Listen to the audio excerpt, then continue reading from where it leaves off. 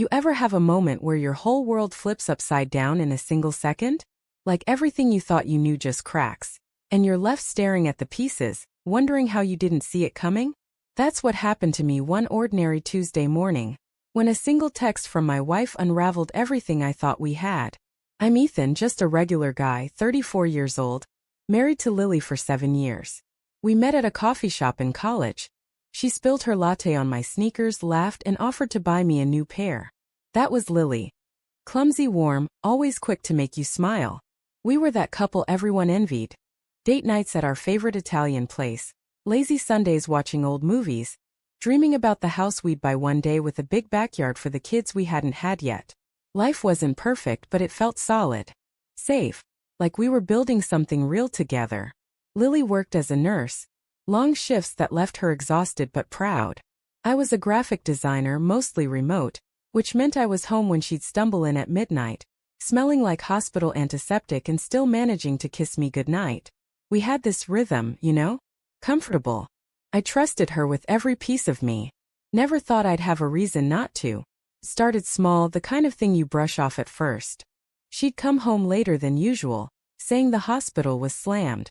Her phone was always face down on the counter, which wasn't like her. She used to leave it anywhere, screen up, notifications buzzing. Then there were the texts she'd answer quickly, tilting the phone away from me, her fingers moving fast before she'd smile and change the subject. I'd ask, "Everything okay?" And she'd nod, her hazel eyes soft, saying, "Just work stuff, babe." I believed her. Why wouldn't I? But doubt's a funny thing. It creeps in like a slow leak, pooling in the back of your mind.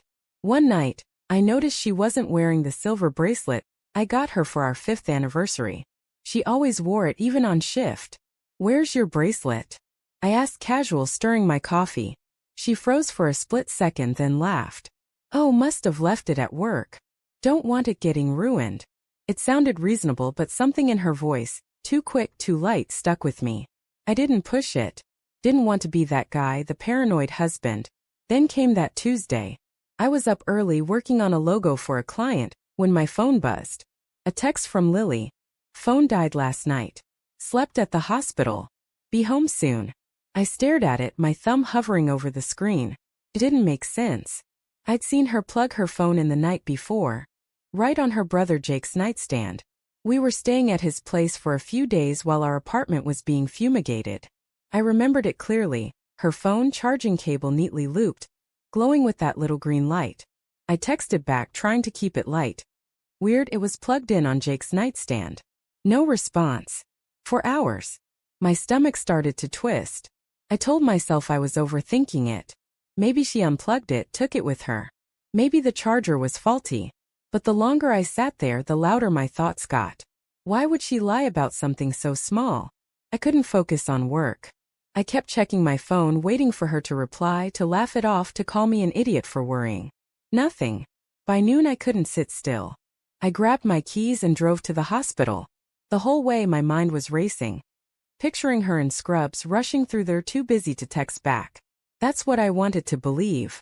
When I got there, I parked and walked to the nurse's station, my heart pounding like I was about to step off a cliff. "Hey," I said to the receptionist, forcing a smile. "Is Lily around?"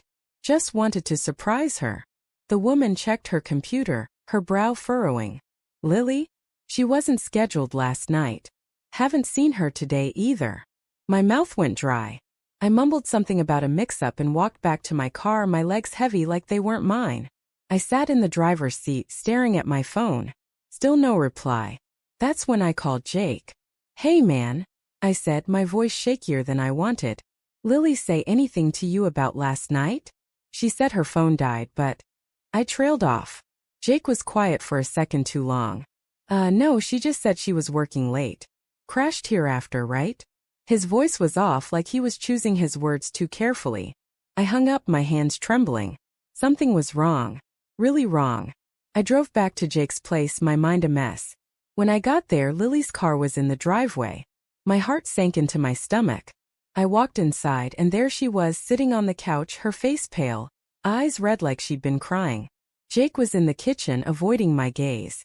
"Ethan," she started, her voice barely above a whisper. "We need to talk." It hit me like a punch. The air felt too thick, like I couldn't breathe it in. Where were you last night? I asked, my voice low, barely holding together. She looked down at her hands, twisting her wedding ring. I wasn't at the hospital, she said finally, her words slicing through me. I was with someone else. The room went silent, except for the faint hum of the fridge. I wanted to yell, to demand who, why, how long. But all I could manage was, who? Her lips trembled. Jake. My eyes flicked to the kitchen where her brother stood, staring at the floor. Not her brother. Not family. Someone else. Someone she'd been meeting, lying about for months. I don't remember much after that. My chest felt like it was caving in. I walked out, got in my car, and drove until the city lights blurred into streaks. I kept seeing her face, those hazel eyes I loved, now tied to a betrayal I couldn't unsee. I thought about every moment, the late nights, the bracelet, the face-down phone, and realized I'd been blind. Not because I didn't see the signs, but because I didn't want to. Days later I moved out, packed a bag, and stayed with a friend. Lily called, texted, left voicemails sobbing, saying she was sorry, that it was a mistake. I didn't answer. I couldn't. The love we had, the life we built. It was real once, but now it felt like a story someone else wrote. I didn't want revenge, didn't want to scream or fight. I just wanted to feel like me again, whoever that was now. It's been 3 months. I'm renting a small place, starting over. Some nights I still reach for my phone to text her, then stop myself.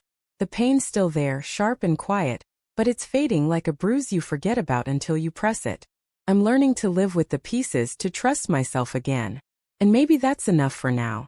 If you've listened all the way till now, thank you. It means a lot that you'd sit with me through this. Your support makes it a little easier to keep going, to keep telling these stories that hurt but need to be told.